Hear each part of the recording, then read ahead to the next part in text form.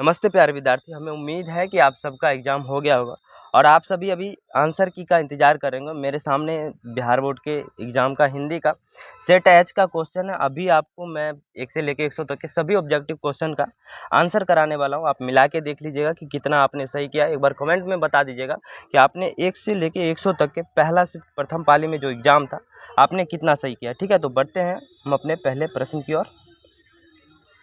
पहला प्रश्न आपके एग्जाम में आया था कि निम्न में से कौन देशज है। तो निम्न में से कौन देशज है, तो ये खिचड़ी जो हो जाएगा आपका देशज शब्द है। दूसरा प्रश्न था कि मेरे अध्यापक बहुत भले हैं। इस वाक्य में प्रयुक्त बहुत भले किस पदबंध का उदाहरण है, तो ये हो जाएगा आपका विशेषण पदबंध का उदाहरण है। ठीक है। तीसरा प्रश्न है कि दिवाली किस संज्ञा का उदाहरण है। 3 नंबर प्रश्न है कि दिवाली किस संज्ञा का उदाहरण है, तो ये हो जाएगा व्यक्तिवाचक संज्ञा का उदाहरण है। चौथा प्रश्न है कि निम्न में से कौन जातिवाचक संज्ञा का उदाहरण है, तो ये आपका हो जाएगा प्रोफेसर जातिवाचक संज्ञा का उदाहरण है। ठीक है, अगले प्रश्न की ओर बढ़ते हैं। 5 नंबर प्रश्न है कि तेल किस संज्ञा का उदाहरण है। 5 नंबर प्रश्न है कि तेल किस संज्ञा का उदाहरण है, तो ये हो जाएगा द्रव्यवाचक। अगले प्रश्न की ओर बढ़ते हैं। 6 नंबर प्रश्न है कि निम्न में से कौन क्रमवाच्य का उदाहरण है, तो इसका आंसर हो जाएगा अंजलि के द्वारा रोटी पकाई गई, यह क्रमवाच्य का उदाहरण है। 7 नंबर प्रश्न है कि आजीवन किस समास का उदाहरण है। आजीवन किस समास का उदाहरण है, तो ये हो जाएगा अव्ययी भाव का उदाहरण है। 8 नंबर प्रश्न है कि नर ईस पदों की संधि है। नर जोर ईस पदों की संधि क्या हो जाएगा आपका, तो ये हो जाएगा आपका नरेश। नर जोर ईस बराबर नरेश।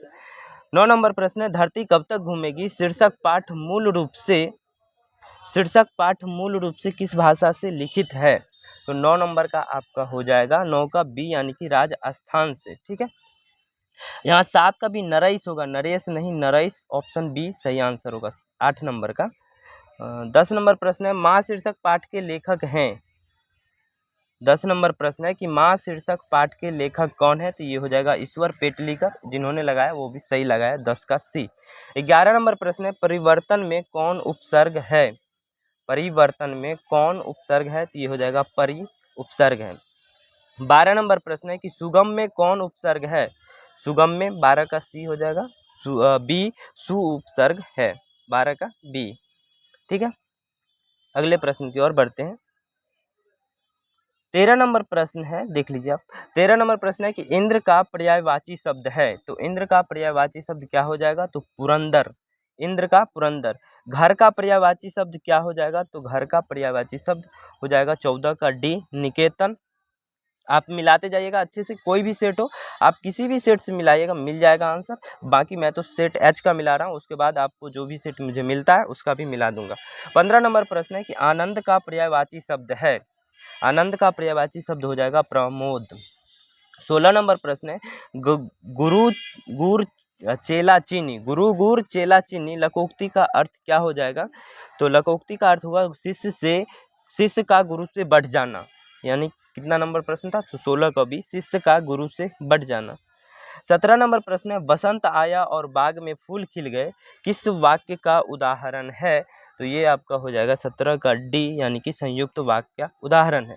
18 नंबर प्रश्न है कि शुभम गोपाल को दूध दे रहा है। शुभम गोपाल को दूध दे रहा है, तो इसका आंसर हो जाएगा संप्रदान कारक का उदाहरण है। माँ ने बच्चे को सुलाया यह किस कारक का उदाहरण है। 19 नंबर प्रश्न है माँ ने बच्चे को सुलाया यह किस कारक का उदाहरण है, तो ये कर्म कारक का उदाहरण है। माँ का कर्म है कि अपने बच्चे को दूध पिलाए, पालन पोषण करे।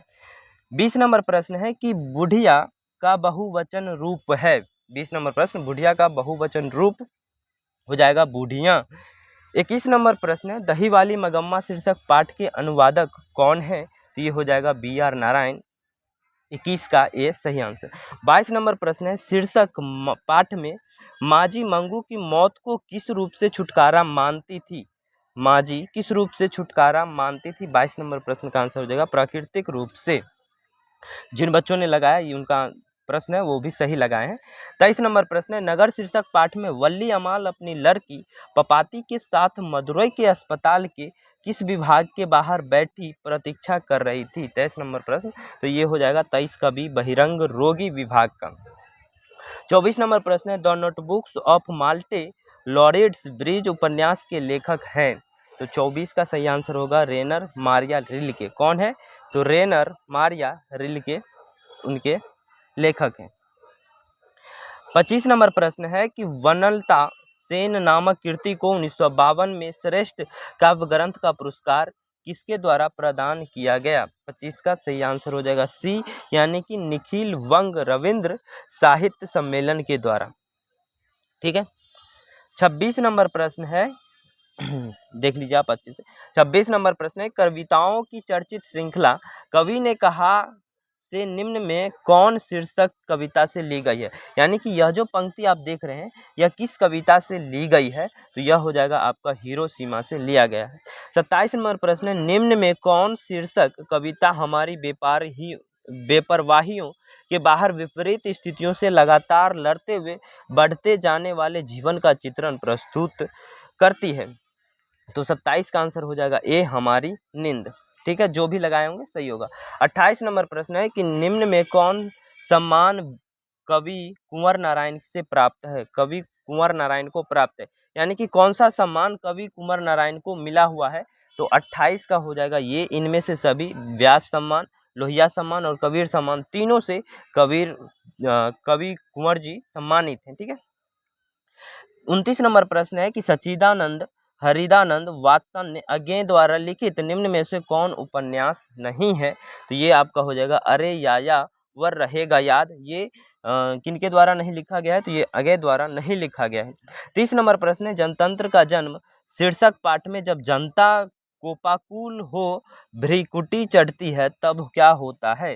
तो तब क्या होता है? 30 का आंसर हो जाएगा डी, यानी कि भूडोल होता है और बवंडर उठते हैं। ठीक है।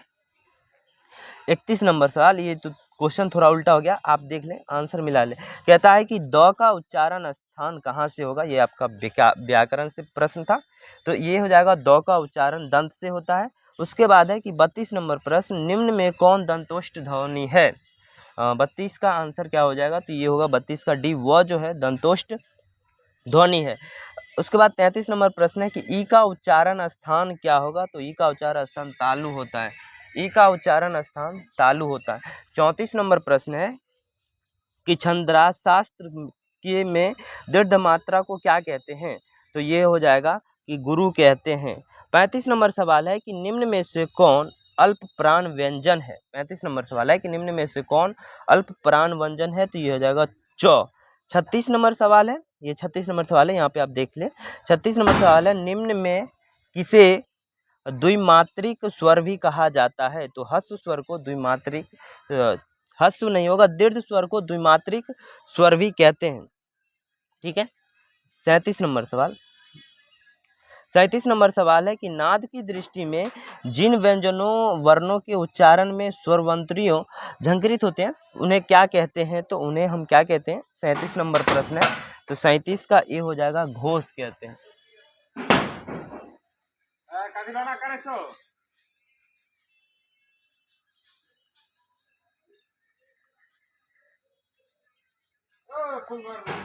और 38 नंबर प्रश्न है कि केवल मुंह से बोले जाने वाले स्वर वर्णों को क्या कहते हैं?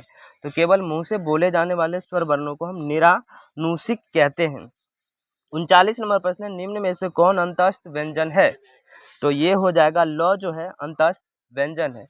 40 नंबर प्रश्न है, निम्न में से कौन ऊष्म व्यंजन है? तो ये हो जाएगा आपका स्व जो होता है वो ऊष्म व्यंजन होता है, दंत स्व। अगला प्रश्न 41 नंबर, हिंदी साहित्य की भूमिका किसकी रचना है? तो हिंदी साहित्य की भूमिका हजारी प्रसाद द्विवेदी जी का रचना है। 42 नंबर प्रश्न है, अपरिहार्य शब्द का अर्थ क्या होगा? तो अपरिहार्य शब्द का अर्थ हो जाएगा आपका जिसे छोड़ न जा सके, अनिवार्य है ये। 43 नंबर प्रश्न है कि सहजात वृत्ति का अर्थ क्या है? 43 नंबर सवाल है कि सहजात वृत्ति का अर्थ क्या हो जाएगा? तो जन्म के साथ पैदा होने वाले वृत्ति या स्वभाव को हम क्या कहते हैं? तो सजात वृत्ति कहते हैं। तो आज के इस वीडियो में मैं आपको 1 से लेकर 43 तक के सभी ऑब्जेक्टिव प्रश्नों का आंसर की बताया। तो आप कमेंट में एक बार बताइएगा कि आपका 1 से लेकर 43 तक में कितना आंसर सही हुआ। अभी के थोड़ी देर बाद के वीडियो में मैं आपको 44 से लेकर 100 तक के सभी क्वेश्चनों का आंसर मैं आपको कराने वाला हूँ। तब तक के लिए आप अपने चैनल को सब्सक्राइब कर लेना और वीडियो को लाइक कर लेना। फिर मिलते हैं नेक्स्ट वीडियो में। धन्यवाद।